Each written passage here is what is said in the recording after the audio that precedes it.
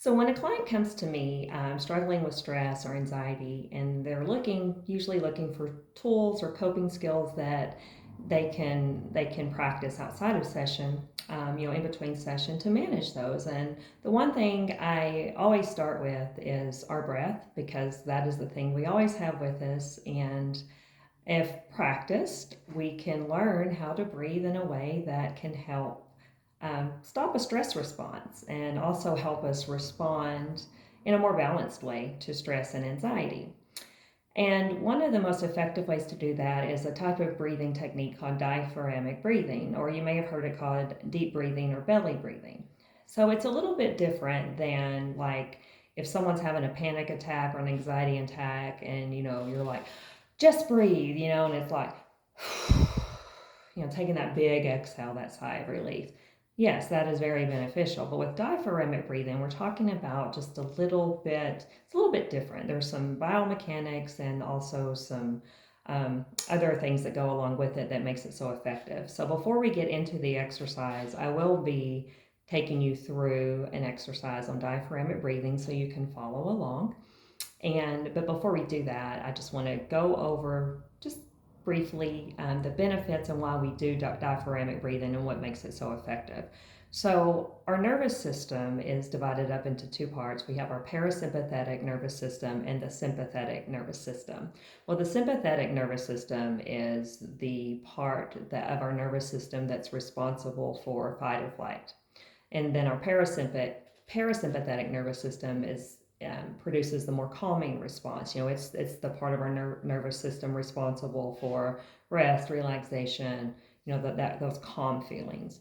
Well, when we are stressed or anxious or going through, stressors of daily life, most of us, our nervous systems aren't, they're always revved up. So our sympathetic nervous system is on overdrive, which puts us in that fight or flight response. And over time, being in that continuous state of fight or flight can really wreak havoc on our moods, our mental health, and even our physical health. So one way to help with that is practicing diaphragmatic breathing. And what sets diaphragmatic breathing apart also is just the way that the tongue placement is what's really important into like stimulating that parasympathetic nervous system, which is more responsible for the calm. So what you do for diaphragmatic breathing is just start, I'm going to do it sitting down. You can lie down on the floor, either on your stomach or on your back, whatever's comfortable for you while you practice. But as you do this and get better at it and practice, diaphragmatic breathing is something that just happens, and you don't necessarily have to, find yourself a meditative spot to do it. You can do it at any time, standing in line at the grocery store, whatever. So the most important thing is tongue placement. So first, we're going to start. So I just want everyone, if you're following along, just to take a minute and just kind of be aware of your surroundings, and we're just going to exhale. Just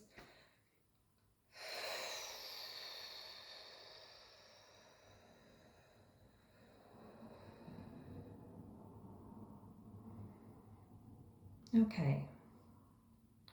I just want you to just relax, notice any tension. Notice where you're holding any tension in your body. One thing I tend to do is shrug my shoulders, make sure your shoulders are down. If you have to do a little, shake, do that. So I want you just to get settled, and let's just breathe normal. And now what I would like for you to do is to close your mouth. We're going to breathe through our nose. So diaphragmatic breathing, we're going to breathe through our nose. First thing is, put your tongue on the roof of your mouth. And just start breathing through your nose.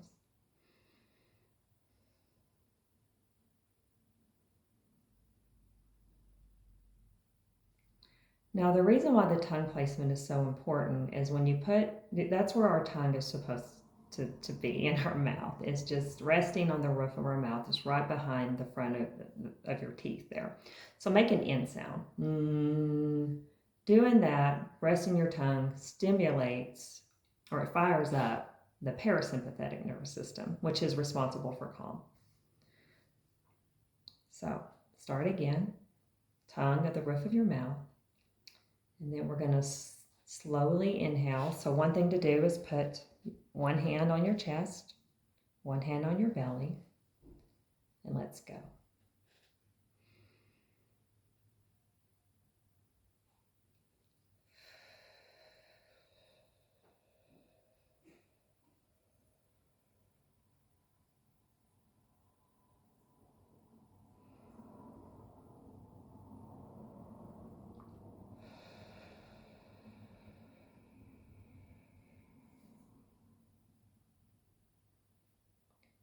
Breathe in through your nose.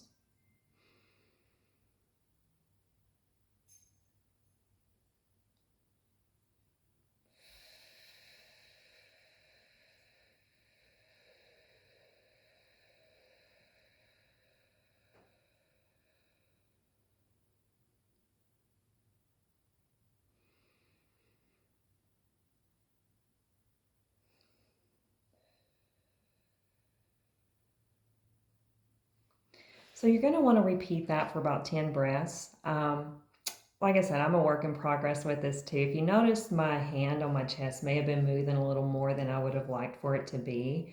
So when you do this, we want our chest to stay as still as possible, because what happens when we're anxious, we kind of will breathe with our emergency muscles. So we want the breath to go all the way up and down the diaphragm. So that's like all the way like down, like kind of past your belly button, like kind of the pelvic area, then all the way up to your chest. So you want your breath to be traveling up and down. So what that does, it helps, expand our oxygen, which helps with stress. And then of course the tongue placement. So practice that. I usually say do this at least 10 breaths 3 times a day starting out. Even if you get to it at least 1 time a day is beneficial. So the more that you do this, sure, it's not going to make stress go away. It's not going to just make anxiety magically disappear, but it can help stop those stress responses and help us react and respond in a more balanced way. So I hope you found that breathing exercise helpful. And if you have any questions, you can always comment below, and hopefully I'll be having more videos like this in the series. So share, comment, and I hope everyone has a nice day.